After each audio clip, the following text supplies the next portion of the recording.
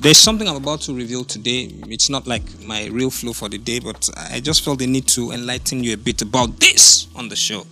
See, way before I had a hit song, or Julius Agu had a hit song as a comedian, or Kata Efe or Nas Boy, way before all of us, way before Gbenga Adeboye, there were people who were ahead, the forerunners. This would be the LPs of Baba Salah. Baba Soweto had hit albums, and what's his name again? Baba Boy also had hit albums. A lot of comedians that you didn't know had hit albums.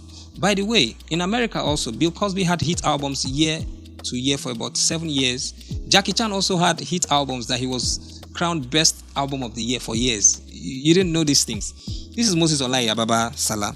And then there was Jacob and Papi Lolo here.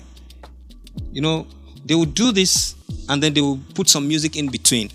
And then Jaguar.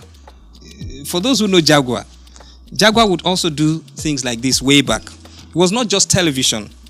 It was a marriage of many things combined. But then they had their space. But the space was predominantly overtaken by a fusion of jazz and Afro, and eventually culminated into what now became a signature sound at some point.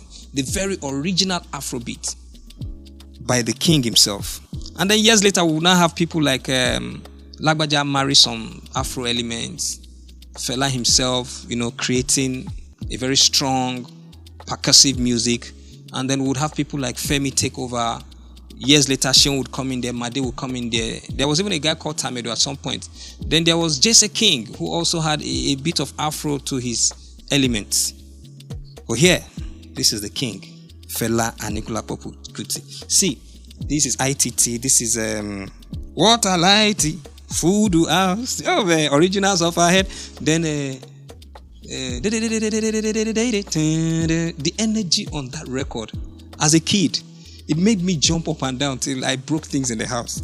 And then upside down, this lady, Sandra here, was the woman who made Fela discover himself eventually as an emancipative soldier. Just like Tupac's mom would encourage him as a Black Panther to find himself in the conscious side of life. And that brings me to where we're going today. We're going to a conscious side, but in a different way. So watch out for my guest today. A conscious person, but in a different way. Welcome to Nostalgia. Just stay back and enjoy the show.